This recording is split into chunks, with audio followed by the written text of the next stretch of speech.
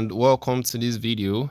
I'm Bakari from Intel Me Academy, and in this video we're going to be talking about the 5 simple steps to relocate to Canada successfully through the study route. So it's basically a continuation of our previous video where we took you through the main benefits of relocating to Canada through the study route, so that when you understand, you see the benefits, you have the faith and the desire to see it through despite the cost, especially when you're in your 40s and 50s. So let's get started. Now, let me tell you a story of Grace. So Grace went from feeling too old to get permanent residence in Canada to getting permanent residence in Canada. So she was a 45-year-old banker from Abuja who thought age and a career gap disqualified her.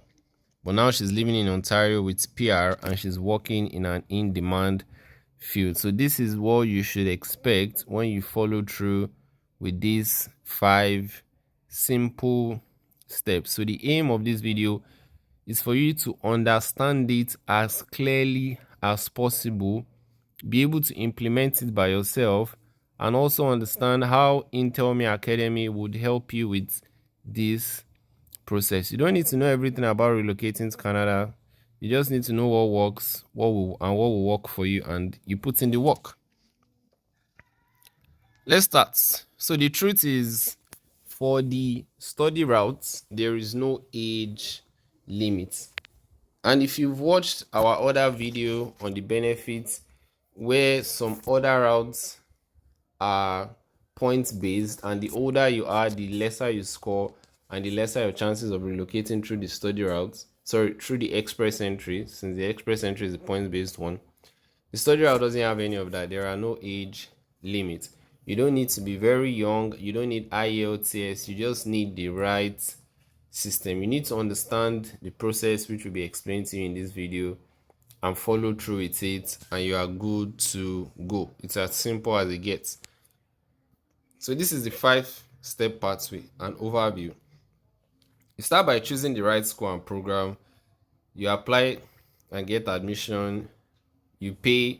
Now this pay here is for tuition deposits, basically gathering all the funds that you need. And although in this video we don't go into total details about the funding aspect, how to know how much you need, we'll do it in subsequent videos, but this is to let you understand the process very well. So you pay and gather documents, apply for your visa, move to Canada, you work, and you get PR. Yes, so step 1, which is where you choose the right school and program.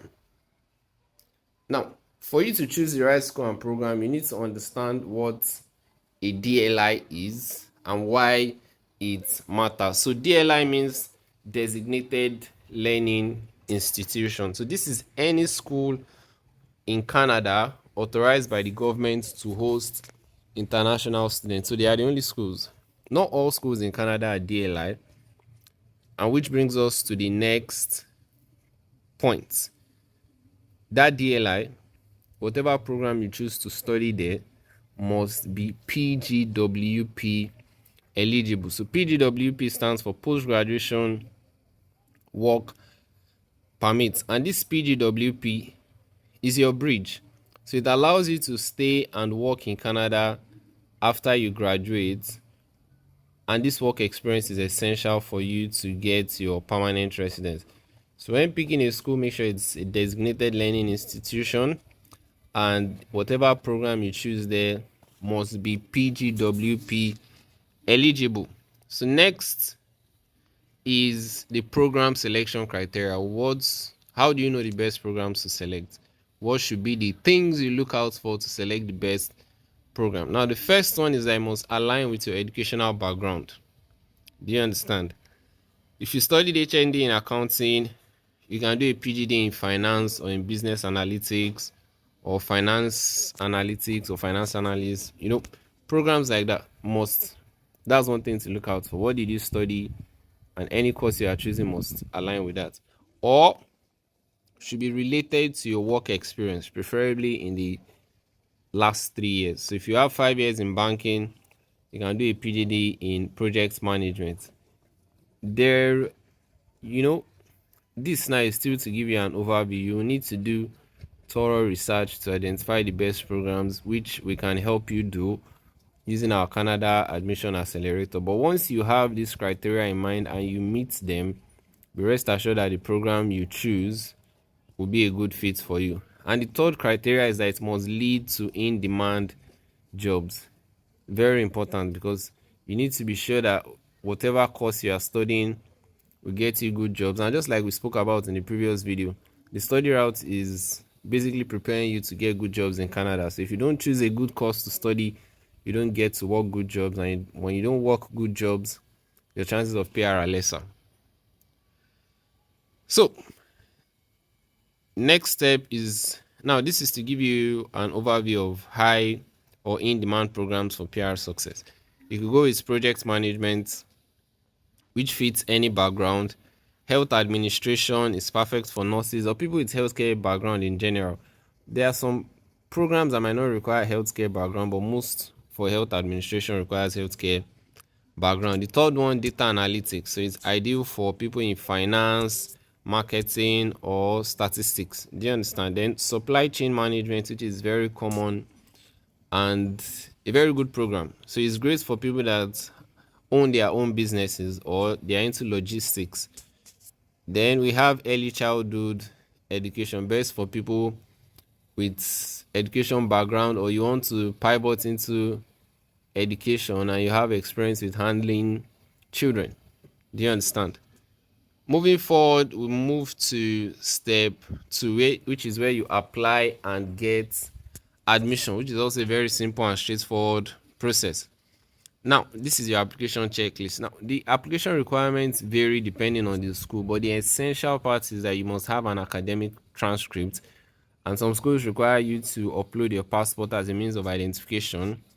If you are coming for a master's or a PhD, even bachelor's, you would most likely be required to submit your statement of purpose why they should admit you into that program. Even some diplomas still require statement of purpose. But like I said, the requirements vary, but these are the things to expect. If you're coming for a research-based master's or PhD, you need to get ready to write research proposals, email supervisors, all of that. Some programs also require you to submit an academic CV, and you would need to pay application fees. So that's the norm. You expect to pay application fees. Some programs or a handful of programs too would require references, academic, professional. This is very common with master's programs. So these are the basic requirements that you need to apply. You need to apply for admission. Now the third step, which is where you pay tuition deposit and gather visa documents. Remember, when you want to apply for admission, you don't need that tuition deposit, but before you apply, you would have seen how much they would require for tuition deposits in most cases, so you know how to plan and make your choices. So step 3, which is where you pay deposit and gather visa documents. So you need tuition deposit. So schools require that tuition deposit to secure your spots. You get the necessary letters from the school, letter of acceptance, provincial attestation letter. If you are using a study loan, you would have gotten the necessary financial documents for them, showing that they are backing you up with a certain amount for your tuition or even your living expenses. Then for living expenses, for a single applicant, the amount currently 22,895 Canadian dollars. So it varies with family size. So that is for living expenses. Then for home ties, the study visa is a temporary visa. They expect you to come back after your studies, and showing home ties is a great way to increase your chances of securing visas. So it's not just about the money. Home ties matter. It could be proof of family, property, or a business in Nigeria to prove that you will return after your studies. So take note of these steps. You can see they are very simple.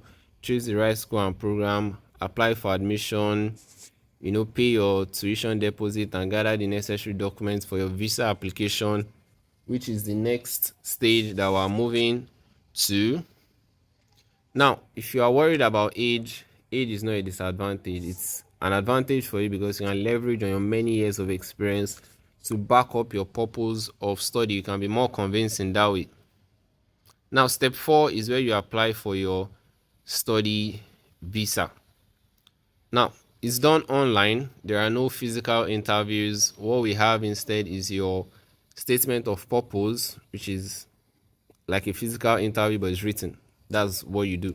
So you submit it online. You create an account on the IRCC portal for study visa, upload your documents, your SOP, letter of admission, your provincial attestation letter, proof of funds, showing your home ties, as many documents as you need to submit to make your application solid. Now, the third step is to get approval. So when you get approval, the request for your passport, stamp it, and when you come to Canada, you receive your study permit at the airport. Now, step 5, you move to Canada, you work, and you transition to PR. If you've not seen our previous video, please, it's important. It's very important that you watch it so that you fully appreciate what the study route has to offer. Now, step 5, which is you in Canada, you make sure you study well because your main essence of going there is to study. So you have to fulfill that in order to enjoy the other benefits. Then you apply for your PGWP after you graduate. After that, getting your PGWP, you work, then use that work experience and educational qualification to apply for PR through the express entry or a PMP program or any other available immigration routes at that point. But it's always best you are there because you have more opportunities and you're better fit for their system since you've studied and worked there already. Now, the formula is simple. Study at a DLI that gives you PGWP, done studying, work in an in-demand job, apply for PR. So can you see how simple it is? So for a process that costs much, it's a very simple, straightforward. You can even teach it to a 5-year-old and they would understand. And when you understand it clearly, you have your confidence, you know what you are doing, and you are sure that the process will work for you. So this is what you can do today. Your action plan. So you start by researching 3 PGWP eligible colleges in whatever province you choose. Still on our YouTube channel, we've spoken about provinces where you can easily get PR regardless of your age. So you can just search for DLI in XYZ province. You see all the DLIs there. You check their PGWP eligible programs list. Find a program that is suitable for you.